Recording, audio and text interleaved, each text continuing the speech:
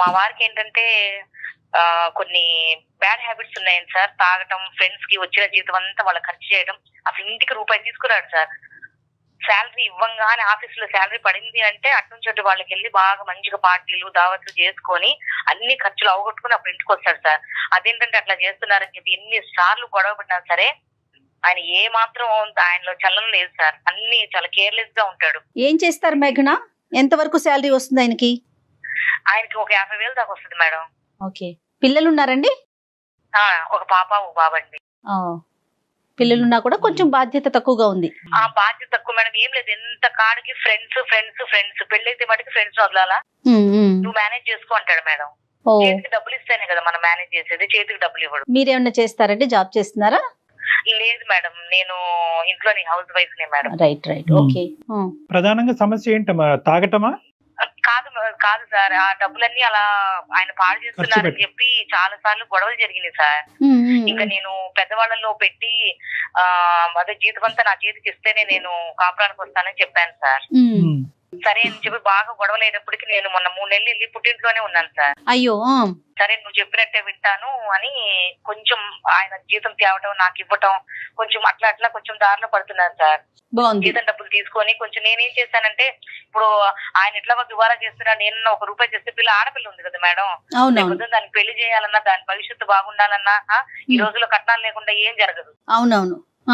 ఇవన్నీ చెయ్యాలంటే మరి ఇలా తాగి తందనాలాడి ఎవరికో దోస్తులకు పెడితే నా పిల్లలకి ఎవరు మేడం రేపు? కట్నం దాకా తర్వాత ముందు చదువులు ఉన్నాయి కదా.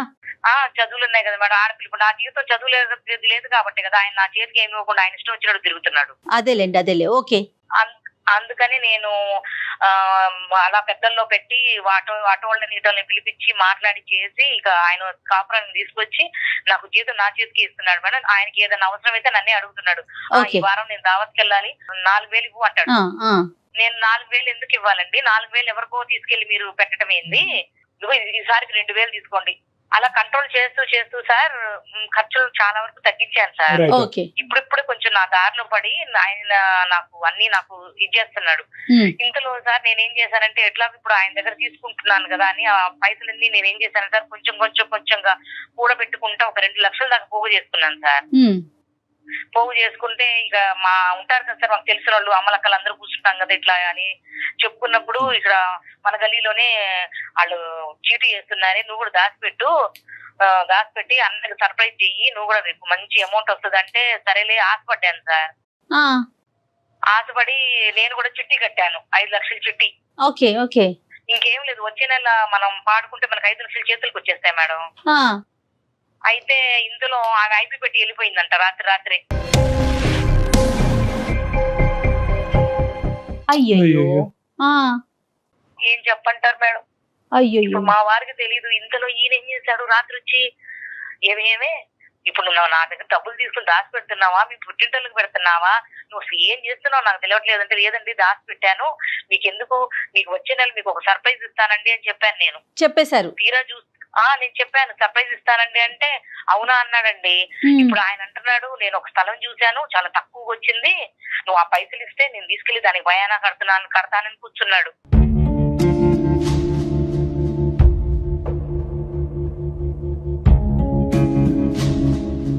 ఇప్పుడు నేను ఏం చెయ్యాలో నా కాళ్ళు చేతులు ఆగట్లేదు సార్. ఒక నిమిషం మేఘన, ఇప్పుడు మీరు తీసుకున్నటువంటి కంట్రోలింగ్ ఫ్యాక్టర్ వల్ల తాగుడు తగ్గిందమ్మా? ఖర్చు తగ్గింది, తాగుడు తగ్గింది సార్. రైట్. ఓకే. తగ్గింది. కొంచెం దావత్లు చేయడం అంటే మా గురించి కొంచెం మనిషి మారాడు. ఈ మారటం అనే దానికి సంబంధించిన క్రెడిట్ నీకు ఇస్తున్నాడా మేఘన? నీ వల్ల నేను మారాను, మనం ఇప్పుడు హ్యాపీగా ఉన్నాము, నువ్వు తీసుకున్న జాగ్రత్తలు, ఆ క్రెడిట్ అయితే వచ్చిందా మీకు? ఇస్తారు సార్, ఇస్తారు, బానే చూసుకుంటున్నాడు. 1 రూపాయి నేనేందంటే ఆయనకి ఏందంటే అనుమానం, నేనేందో తీసుకెళ్లి మా పుట్టింటోళ్ళకి పెడతానని. నేను ఎందుకు పెడతాను సార్? నాకు ఆడపిల్ల ఉన్నప్పుడు నేను మా అమ్మోళ్ళకి నేను ఎందుకు ఇస్తాను? నా పిల్లకి నేను చూసుకుంటాను. కాదు, ఈ సర్ప్రైజ్ ఇవన్నీ పక్కన పెడితే ముందు నుంచి ఇలా నేను చిట్టి పాడుతున్నాను, ఫైనల్ గా మనకి ఎంత అమౌంట్ వస్తుందని ముందు నుంచే చెప్పలేదు సార్. నేను చేసిన తప్పు ఏంటంటే ఆయనకి ఒక్కసారిగా 5 లక్షలు తీసుకెళ్లి ఆయన చేతిలో పెడదాం అనుకున్నాను సార్. ఓకే. నా కర్మ సార్, నా కర్మ, ఏం చేద్దాము? అంటే మీరేమనుకున్నారంటే కనుక మీరు మారటానికి ఇది గిఫ్ట్ అన్నట్టుగా అనుకున్నారు. అంతే సార్. కానీ మేఘన చదువుకున్నారు కదా మీరు, ప్రైవేట్ వ్యక్తుల దగ్గర చిట్టీలు వేయకూడదని ఎలాంటి ప్రచారం జరుగుతా ఉంది మేఘన? బాగా లేచిన దగ్గర నుంచి తెల్లారి ముఖం చూసుకుంటాం మేము, వదినా వదినా అనుకుంటా. మేఘన ఇప్పుడు సమస్య ఏంటమ్మా అంటే నీ నోటి ద్వారా ఇది చెప్పలేవా? నేను నాకు మీరు చేసేది ఇదేంది సార్, నాకు నిన్న పిచ్చి పిచ్చి ఆలోచనలు వచ్చింది సార్, చచ్చిపోదాం అనుకున్నాను. అయ్యో లేదు సార్, ఎందుకంటే ఇప్పుడు ఆయన అంతమంది ముందు ఆయన్ని గొడవ పెట్టి 10 మందిలో నేను ఇట్లా చేస్తున్నానని చెప్పి ఆయన దగ్గర పెత్తనం అంతా నేను తీసుకొని నేనేదో ఉద్దిరిద్దామని నేను చేసిన ఆలోచన మంచిదే గానీ నా టైం బాగలేదు సార్.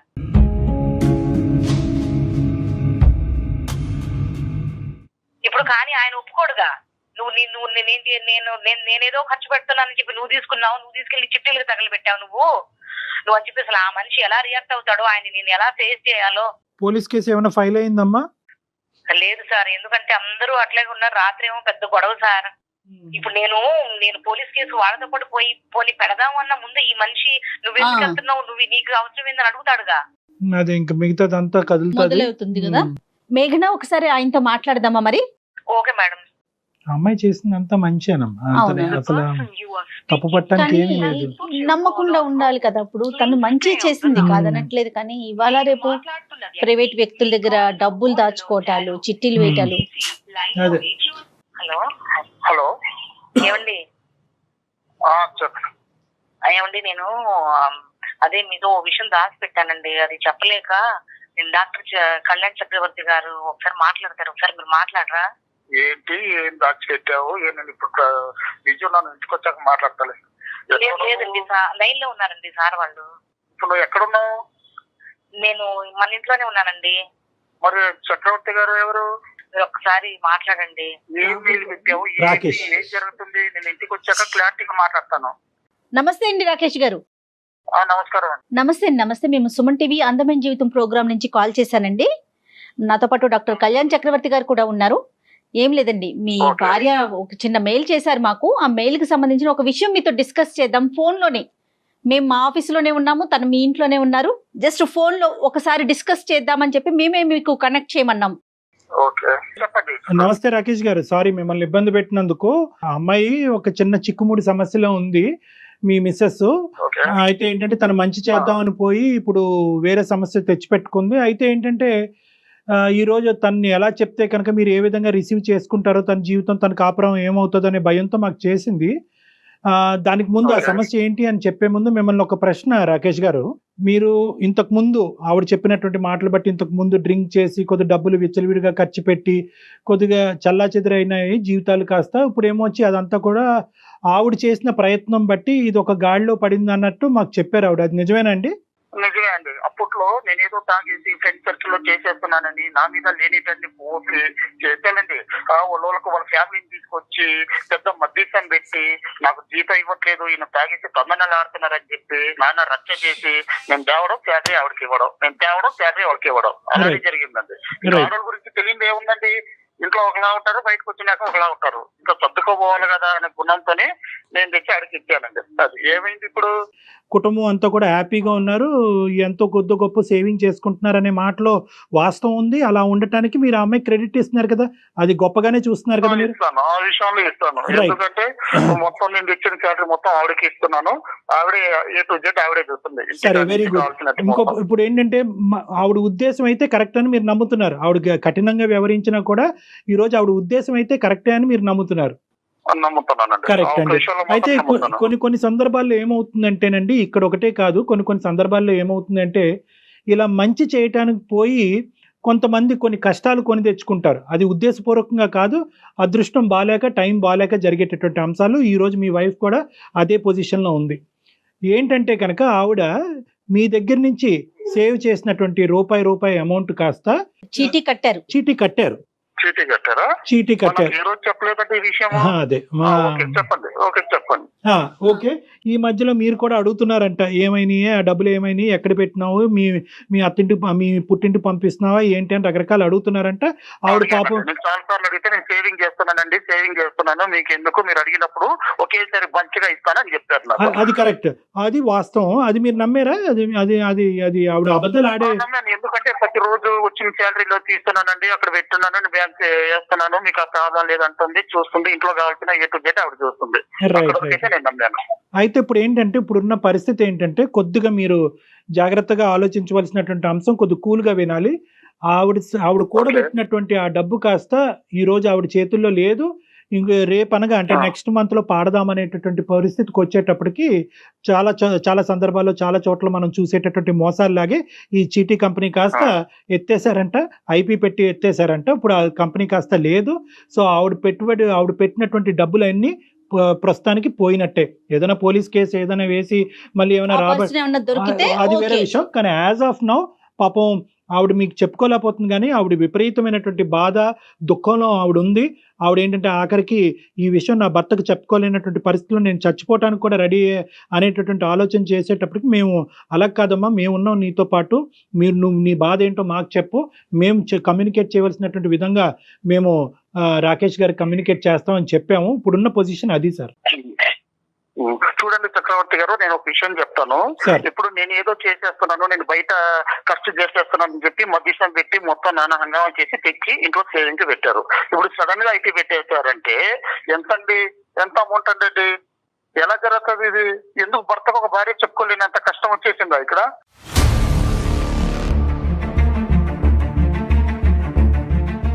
అంటే కాదు సార్, ఆవిడ ఉద్దేశం ఏంటంటే కొద్దిగా మీకు ఈ రోజు నిజంగా ఆవిడ అనుకున్నటువంటిది జరుగుంటే కనుక చాలా సర్ప్రైజింగ్ గా ఉండేవారు, మీరు ఇంకా అద్భుతంగా ఫీల్ అయ్యి ఉండేవారు, మీ బాండేజ్ కాస్త ఇంకో లెవెల్కి వెళ్ళి ఉండేది. నేను నా భర్తని నా కుటుంబాన్ని మార్చుకోవటమే కాదు, దానికి అడిషనల్ గా ఈ గిఫ్ట్ కూడా ఇచ్చి మనీ యొక్క వాల్యూ తెలియపరచడానికి ఆవిడ చేసినటువంటి ఒక ప్రయత్నం కాస్త బెడిసికొట్టింది. అది కూడా ఆవిడ చేసినటువంటి తప్పు కాదు. ఆవిడ నమ్మినటువంటి మనుషులు, ఆవిడ వెళ్ళినటువంటి ప్రదేశం కరెక్ట్ కాకపోవటం వల్ల ఈ దురదృష్టకరమైన పరిస్థితి. ఆవిడ ఉద్దేశంలో ఎటువంటి డౌట్ లేదండి. మీ అలవాట్లు మారినాయి, ఇంటి పరిస్థితులు మారినాయి, దాంతోపాటు ఫైనాన్షియల్ గా గిఫ్ట్ వచ్చింది అని చెప్పే ప్రయత్నం ఆవిడ చేశారు. రాకేష్ గారు ఫోన్ ఇస్తారండి, ఉన్నారు అక్కడ?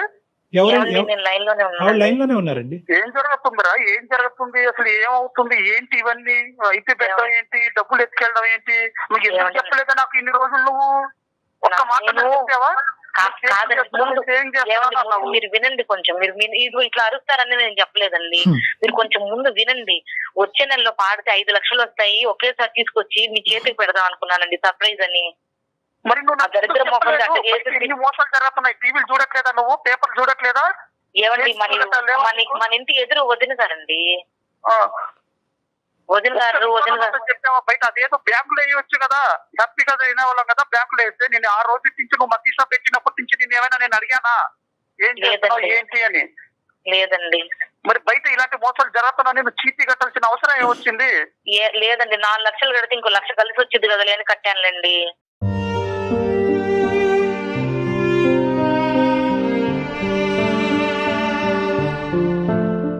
ఇప్పుడు జరుగుతున్న దాంట్లో రూపాయి కూడబెట్టిండే మన కష్టమే అది. మన పిల్లలు మనం బాగుండాలి అనేసి నువ్వు లేడీస్ మాటలు విని ఎందుకు ఇలా చేసావే నువ్వు? 1-2 లక్షలే? 5 లక్షలండి పిల్ల పేరు మీద.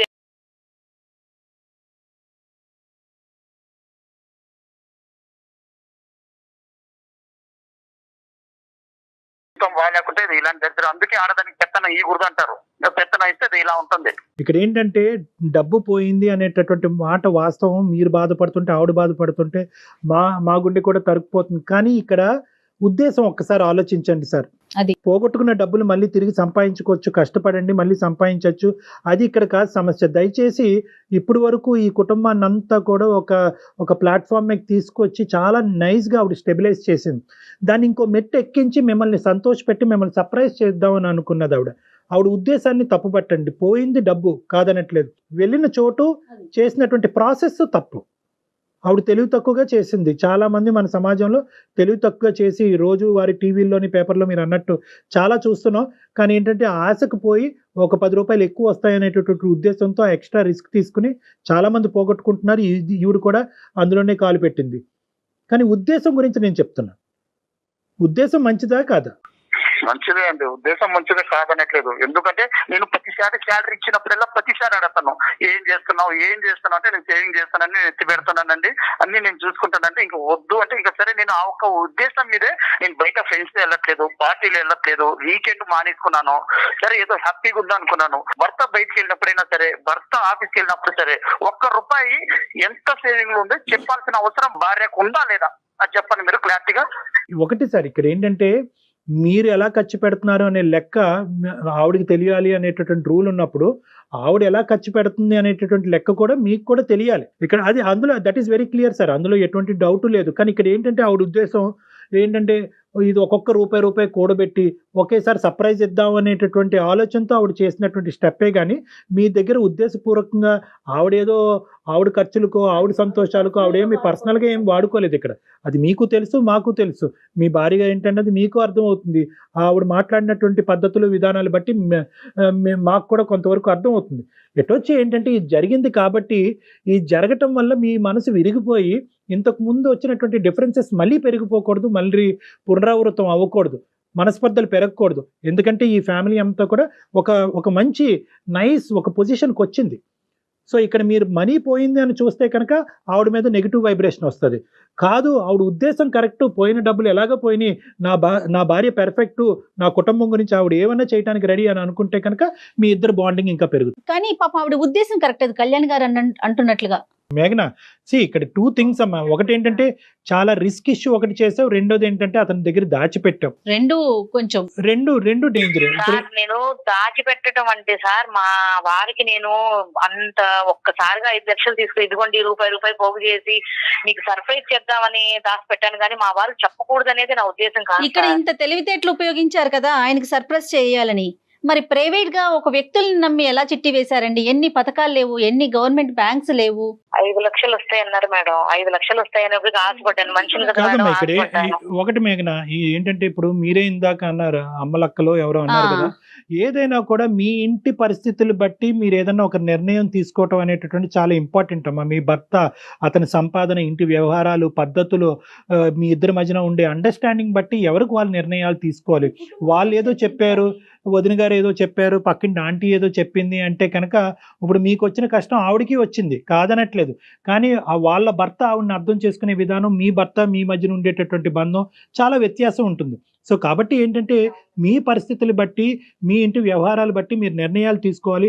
కేవలం చెప్పుడు మాటలకు పోయి ఏదో క్లిక్ అవుతే ప్రతిదీ లాటరీ టికెట్ కింద తగులుతుంది అనే ఉద్దేశంతో అన్నెసరీ రిస్క్ తీసుకుని జీవితాన్ని వ్యర్థపరచుకోవద్దు. సో మీకు ఈ రోజు చాలా పెద్ద పాఠం నేర్చుకున్నారు. ఎటొచ్చి ఏంటంటే ఇక్కడ మీకున్న అదృష్టం ఏంటంటే మా ద్వారా ఈరోజు నేను అనుకోవటం, రాకేష్ గారు ఒక మాట, మీకు ఇష్యూ అర్థమైనట్టే మేము భావిస్తున్నాం. చక్రవర్తి గారు కాకపోతే ఒకటండి, ఎప్పుడైనా సరే ఒక భర్త ఆఫీస్కి వెళ్ళి మంత్లీ సేవింగ్ చేసేటప్పుడు ఆ భర్త కష్టం ఏంటి, నేను ఎలా మార్చుకున్నాను, నేను నా మొగుడుకు చెప్పుకోవాలి అన్న ఒక భార్య ఆలోచిస్తే ఇన్ని జరగవండి. ఇప్పుడు ఒక్క మాట ఆవిడ నేను ఇట్లా చిట్టి వేస్తున్నానంటే నేను జాగ్రత్త పడేవాడిని, వద్దు బ్యాంకులు వేద్దాం, లేదంటే ఇంకోటి చేద్దాం అని ఆవిడ చెప్పకపోవడంతోనే ఎంత పెద్ద విషయం అయింది. రాకేష్ గారు నేను మిమ్మల్ని అస్సలు ఆవిడ ఖచ్చితంగా చెప్పవలసింది, ఈ సర్ప్రైజ్లు గిప్రైజ్లు అనే సబ్జెక్ట్ లేకపోతే కనుక ఈరోజు అందరూ హ్యాపీగా ఉండేవాళ్ళం, మా అవసరం కూడా మీకు పడి ఉండేది కాదు. కానీ ఇక్కడ ఏమైందంటే ఆవిడ కొంతకాలం ఒక అభద్రత అనేటటువంటి ప్రయాణం చేసింది మీతో పాటు. మీరు విచ్చలవిడిగా ఖర్చు పెట్టడం, ఫ్రెండ్స్, వీకెండ్స్, పార్టీస్, తాగటం, ఇలాంటి వ్యవహారాలన్నీ చూసేటప్పటికి ఇప్పుడిప్పుడే ఆవిడకు ఒక నమ్మకం కలుగుతుంది, ఓకే నా భర్త ఇప్పుడు గాడిలో పడుతున్నాడని. ఎప్పుడైతే కనుక ఇప్పుడు వరకు సేవ్ చేసినటువంటి ఈ పెద్ద అమౌంట్ తిరిగి మీ చేతుల్లో పెడితే కనుక మళ్ళీ ఆ పాత రోజులు వస్తాయేమో అనేటటువంటి భయంతో, అభద్రతతో తీసుకున్నటువంటి ఎక్స్ట్రా కాషన్ అది కాస్త బెడిసికొట్టింది. కానీ ఇంకో ఉద్దేశం అయితే కాదండి. మీ దగ్గర దాచిపెట్టి ఆవిడ వెళ్ళి ఇంకో విధంగా ఖర్చు పెట్టింది అనుకోండి, మీ దగ్గర దాచిపెట్టి మీరు అనుకున్నట్టుగా వెళ్ళి వాళ్ళ పుట్టింట్లో ఎక్కడో పంచడం జరిగింది అనుకోండి, అప్పుడు మీరు నిలదీయండి, అడగండి, అది పాయింట్గా.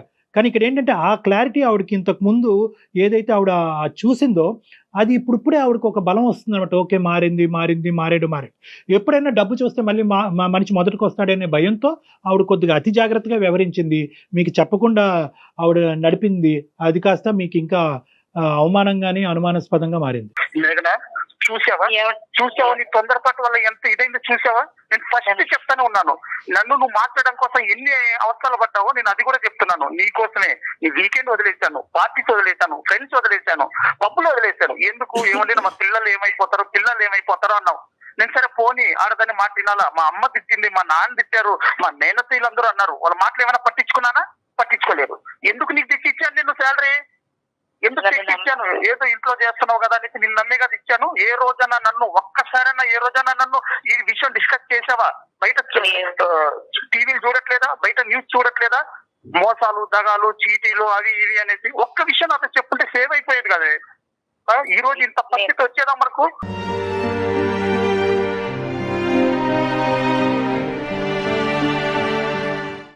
నన్ను క్షమించండి, మీకు చెప్పకుండా నేను దాచిపెట్టడం తప్పే. కాకపోతే నేను ఏదో 4 లక్షలు కడితే ఇంకో 1 లక్ష రూపాయలు వస్తాయి, మీకు సర్ప్రైజ్ చేద్దాం అనుకున్నానండి. ఇది ఇంత దూరం వెళ్ళితే నేను ఆలోచన చేయలేదు.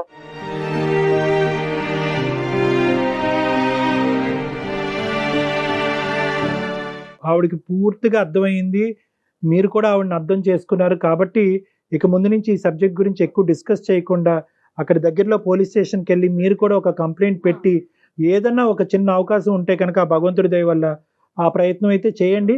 లేదంటే మీ కష్టాన్ని మళ్ళీ మీరు నమ్ముకుని ఒక నమ్మకంతో ముందుకు ప్రయాణం సాగించండి. తప్పకుండా సార్. మేఘనా ఏమండి సరే పోనీ ఇంకా ఏడవకు, ఎందుకు ఏడుస్తున్నావు? అయ్యేదా అయిపోయింది, ఇంకోసారి తెచ్చుకున్నావు. నువ్వు కష్టపడు, నీకు తగ్గిద్దండి. మన డబ్బులు తీసుకుపోయినా ఆమె ఏం బాగుపడదు. వద్దు, ఆవిడ ఉసురు తగలుతుంది, ఈవిడ పోతుంది, ఈవిడ చేస్తారు. వద్దు, మన పిఎస్కి వెళ్ళి కంపెనీ నీలాంటి వాళ్ళు 100 మంది ఉన్నారు. ఇవాళ న్యూస్ కూడా వచ్చింది, డైలీ ఆటో న్యూస్ వచ్చింది, చీటీల పేరుతో మోసం అని. నువ్వు బయట మీటింగ్ మానేసి ముందు వెళ్ళి ఆ టైలరింగ్ వచ్చు. నీకు ఏదో ఒకటి నా శాలరీలో నీకు షాప్ పెట్టిస్తాను, ఆ టైలరింగ్ నేర్చుకో. ఇద్దరం కష్టపడదాం, పిల్లల కోసం వేద్దాం. ఇంకా నుంచి ఈ చీటీలు గీటీలు అన్ని వదిలి ఈ ఆడవాళ్ళు మానేసాయి. మీరు చెప్పినట్టే వింటానండి, మీరు ఎట్లా చెప్తే అట్టాగా. సూపర్. నేను ఇదే చెప్తున్నాను, ఇంకోసారి కానీ ఇలాంటివన్నీ నువ్వు వదిలి, నువ్వు బయట మీటింగ్లు ఆ అక్క చెప్పింది, ఈ ఆంటీ చెప్పింది, వీళ్ళతో వదిలి. నీకు టైలరింగ్ వచ్చు, నీకు నేను టైలరింగ్ పెట్టిస్తాను, లక్షణంగా టైలరింగ్ కుట్టు. ఇద్దరం కష్టపడదాం, ₹30 ఇంకా నుంచి బ్యాంకులో వేసుకుందాం. నేను అంత దుర్మార్గుండా కాదే. నాకు ఒక్కసారి నా ఫోన్ చేసి ఇలా జరిగిందండి అనేసి అన్నావా? భయపడింది. ఖచ్చితంగా మీరు కంప్లైంట్ చేసే ప్రయత్నం చేయండి. ఓకేనమ్మా. Madam, thank you so much sir. మీకు ఎప్పటికీ రుణపడి ఉంటాను. అయ్యో పర్వాలేదండి. నమస్తే సార్. కళ్యాణ్ గారు, ఇలాంటివి ఎక్కువ వింటూ ఉంటామండి. ప్రైజ్లు ఒకటి, సర్ప్రైజ్లు ఒకటి. చాలా మంది ప్లాన్ చేస్తూ ఉంటారు. ఎప్పుడైతే సర్ప్రైజ్ అంటారో ఖచ్చితంగా అది బెడ్స్ కొడుతుంది. అది చూడండి, ఇప్పుడు ఇది డబ్బులతో కూడుకున్నది కాబట్టి సరిపోతుంది. అది ఇంకొక విషయం అనుకోండి, అది ఎక్కడి దాకా వెళ్ళిపోతుంది కదండి. అసలు ఇవి వర్కౌట్ కావంటారు. ఎందుకు ఇలాంటి ఆలోచనలు వస్తూ ఉంటాయి? అమ్మ, సర్ప్రైజ్ అనేటటువంటిది ఏంటంటే 2 విధాలుగా ఉంటుంది. ఒకటి, అది హ్యాపీ సర్ప్రైజా, రిస్కీ సర్ప్రైజా. ఇప్పుడు వీళ్ళ విషయం ఉందనుకోండి, అది రిస్కీ సర్ప్రైజే. అది ఈవెన్చువల్ గా ఆవిడ అనుకున్నట్టు 5 లక్షల వరకు వస్తే కనుక సర్ప్రైజ్ అయ్యేది, అది అయ్యే ఉండేది, మంచి జరిగి ఉండేది.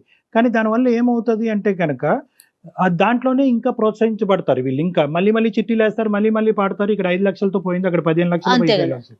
సో కాబట్టి ఏంటంటే ఎప్పుడైనా ఒక సర్ప్రైజ్ అనేటటువంటిది అవతల వ్యక్తికి నిజంగా సర్ప్రైజ్, ఒక హ్యాపీ సర్ప్రైజ్ అయినా కూడా ఈవిడ రిస్కీ స్టెప్స్ తీసుకుంటుందా లేదా అనేటటువంటి దాన్ని బట్టి ఆధారపడి ఉంటుంది. అది నేను అతిగా రిస్క్ తీసుకుంటున్నాను, అతిగా ప్రాబ్లమ్స్ చేస్తున్నాను, అతనికి వచ్చేటటువంటి అక్కడ వచ్చేటటువంటి సంతోషం కంటే జరిగే చెడు ఎక్కువ ఉంది అనుకోండి.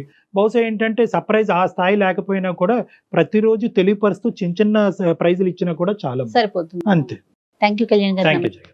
అందమైన జీవితం సమర్పిస్తున్న వారు 49 అంటే సంతోషం, 49 అంటే సంతానం.